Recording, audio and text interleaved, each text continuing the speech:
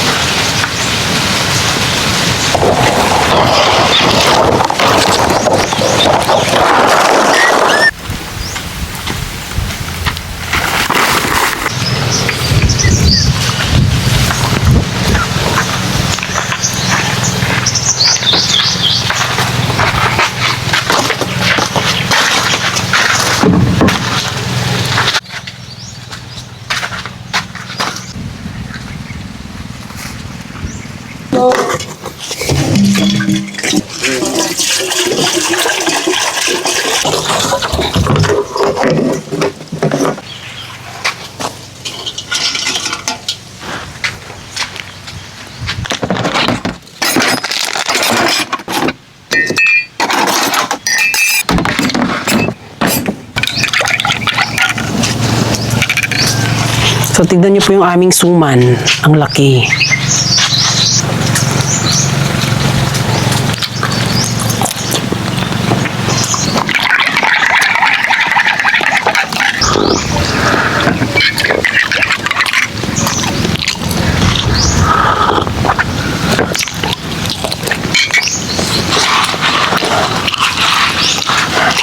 Baby Francis!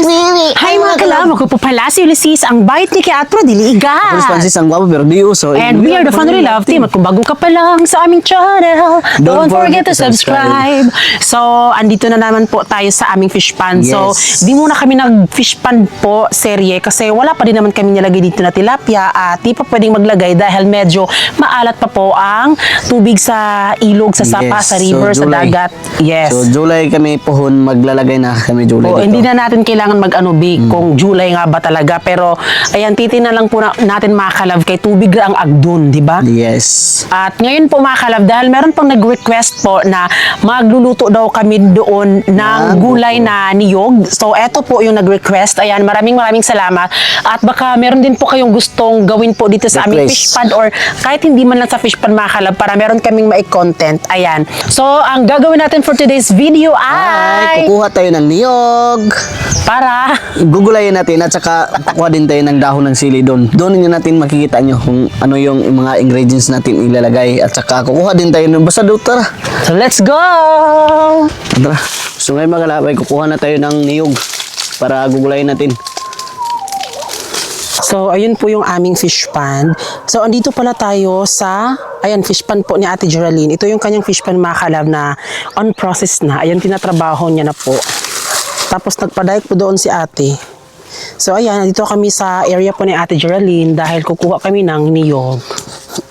Ayan, umaakit na po si Francis.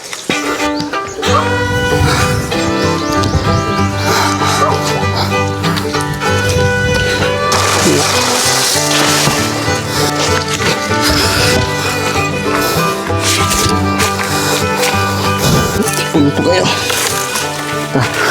So ngayon, kukuha din tayo ng udlot ng sili para ilagay natin sa buko para mas masarap. Dahon bino. Yung dahon ng sili. Ayan, kumuha lang ng dahon ng sili. Ito po yung mga porsiso namin.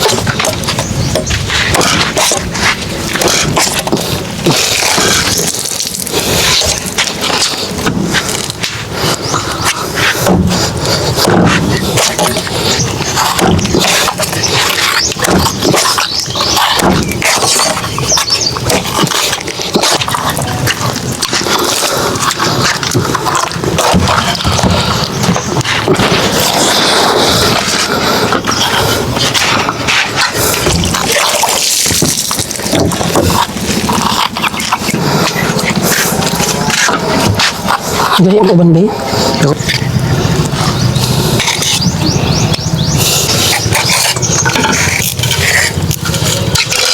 Gatay.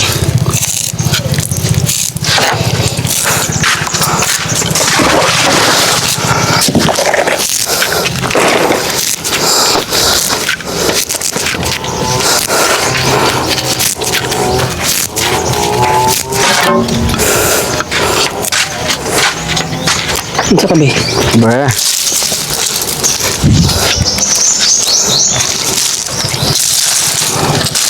Ay.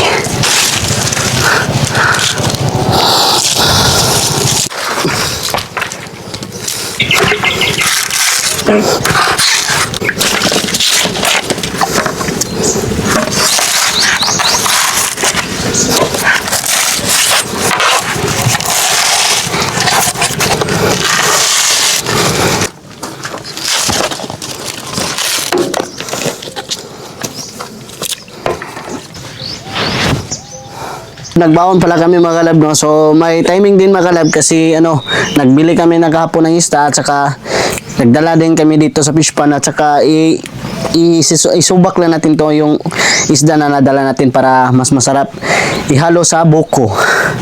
Yun. Pero nung mga nakaraan, bis parang ano yun, bituway to bino. Tulya yun mga kalab, yung sinahog namin sa buko, ayan. So, ito po yung sa buko. Ayan siya. Tapos, yung nilagay namin dito ay, yung nilagay namin noon ay, tulya.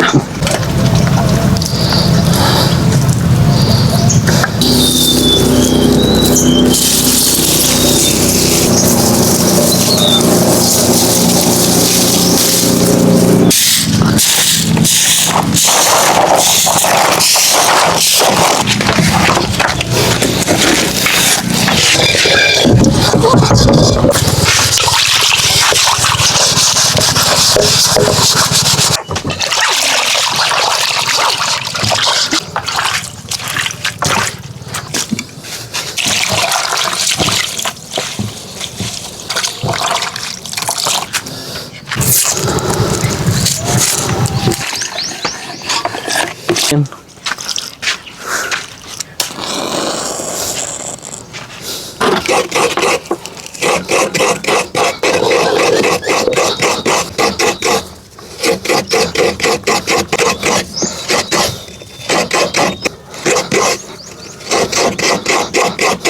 Tada! Kinana. Lubi na bi. So yan mga kalab. So wala tayong salaan mga kalab. So salaan yung gagawin natin sa niyog mga kalab. So ayan, kukuha tayo. DIY muna tayo ngayon. Pasensya. Kinaraan. Ito na. Kita. Ito no. Ito yung mga kinaraang saan.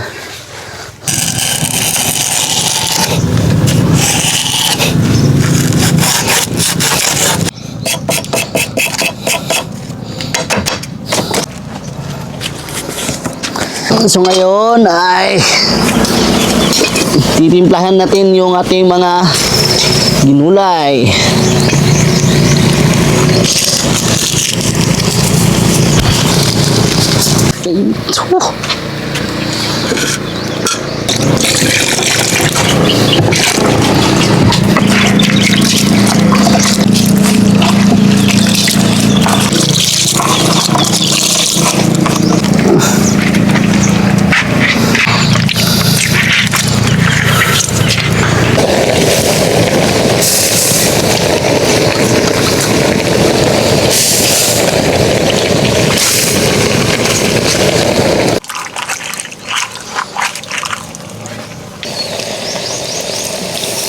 Sige. Sige. Isa.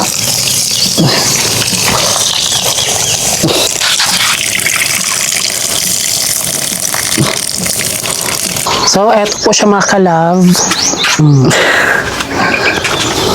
ganito kami dito mga kalab kapag wala kaming salaan. Meron kaming salaan pero andun sa bahay. Pero dahil medyo di mo na nga kami dito nagtambay, kaya medyo yung ibang gamit namin is andun po sa bahay. Kaya ito lang muna mga kalab.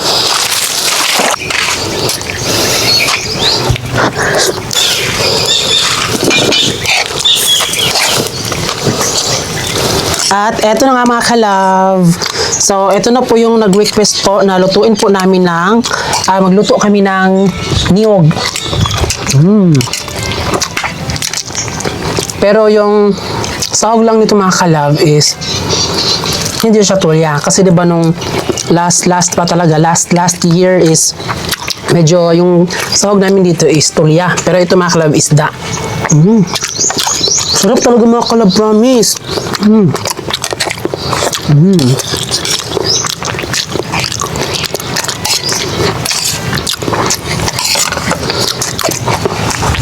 Sarap.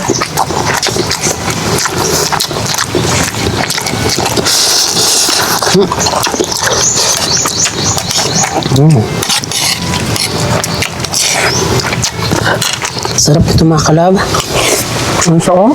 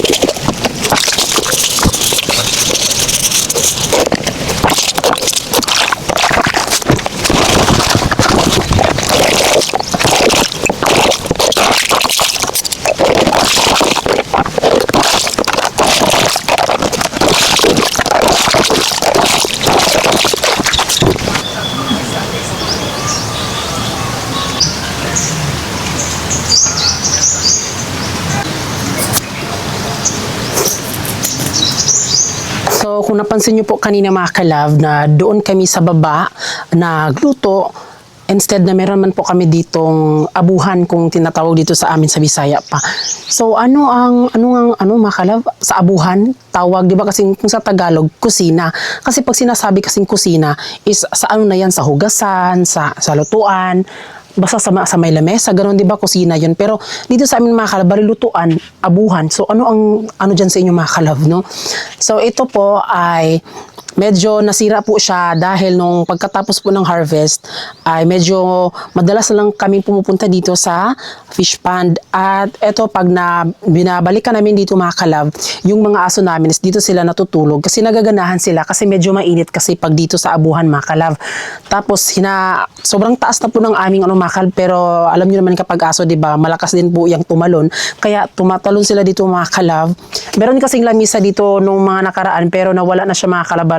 Tumungtong sila dito sa lamesa kasi medyo mababa pa kasi yun kaysa abuhan namin. Tapos dito pumupunta mga kalab at dito sila natutulog. 'Di ba yung aso mahilig magganon-ganon ng mga balas ba?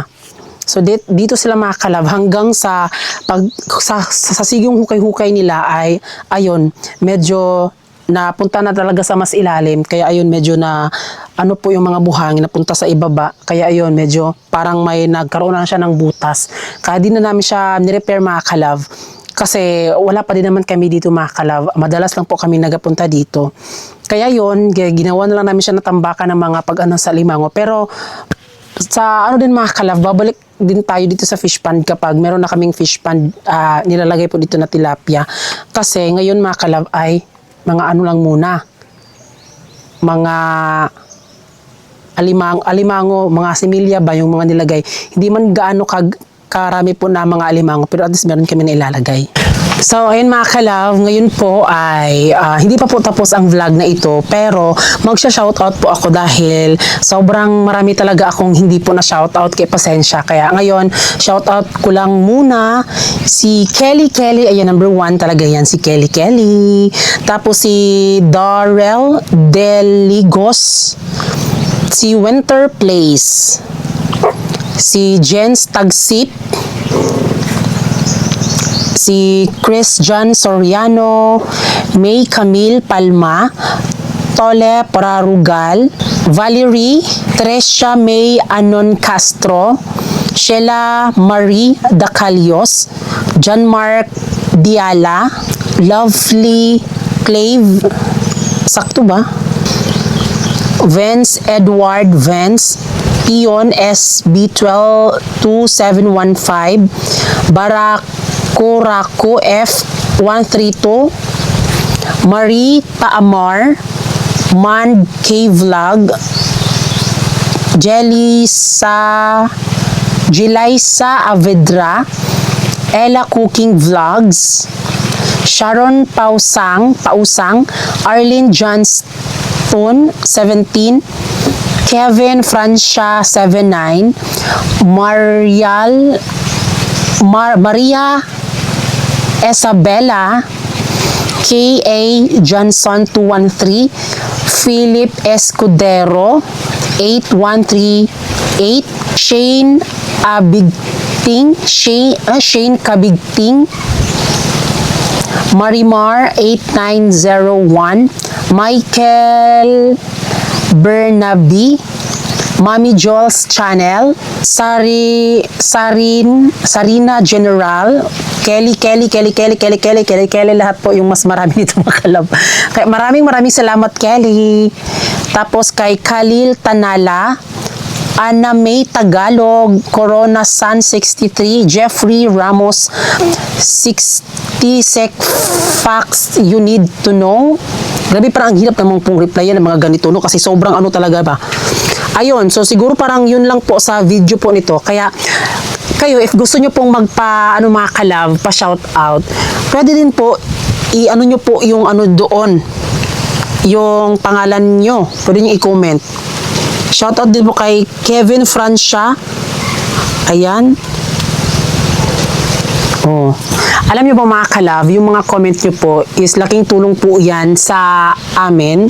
Kasi the more po na madami pong nagko-comment, parang mas nakikita po yan ni na parang mas ma-recommend pa tayo ni YouTube po na ayun bang i-recommend pa sa iba. Kahit na alam niyo ba, kahit na medyo maliit lang po yung views namin, kasalanan pa din naman namin yan.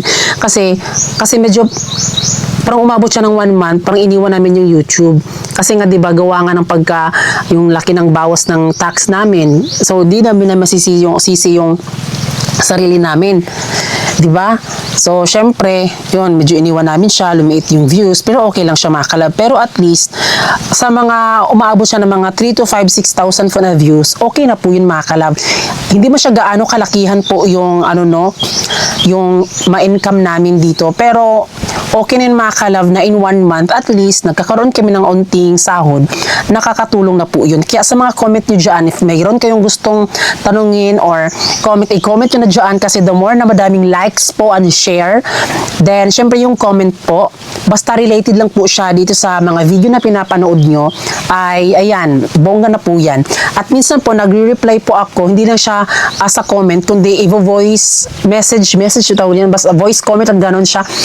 Kaya minsan medyo tinatamad akong mag-reply, kaya nire-replyan ko siya gamit yung boses ko, kaya wag po kayong magulat. Ayan. Kaya sa lahat po ng mga nagko-comment dito mga kalab, sobrang sayo ko. Parang hindi ako nai-excite na sa views, parang nai-excite na po ako sa mga comment dahil medyo madami na po ang nagko-comment dito sa mga video namin. Kaya sana ipagpatuloy nyo lang po yung nyo dyan mga kalab. Kasi noon po, may mga comment po is nasa mga 16 lang, 20, so parang hindi muna sila interesado, di ba? Pero itong mga nag-comment kasi mga kalab, dito ko malalaman na interesado nga talaga yung mga dito. 'Di ba? Kasi nagkakaroon tayo ng mga 59, 47, 69, 71 na comment. So sobrang saya ko na nun mga kalab. Parang ngayon ko lang talaga na mahalaga din talaga na merong mga comment at yun nire-replyan ko talaga siya. Kasi 'di ba minsan kasi mga kalab, if parang ginagaya ko kasi siya sa Facebook po na kapag the more po na madaming reply, parang may violation, dapat limit kasi hindi naman daw robot kami or yun ba. Kaya dito sa YouTube po is hina-heart ko lang siya. Pero sa nga na parang namamalayan ko na parang wala namang nangyari, 'di ba? So nire-replyan ko lang. Hindi nga lang sa isang oras ganyan.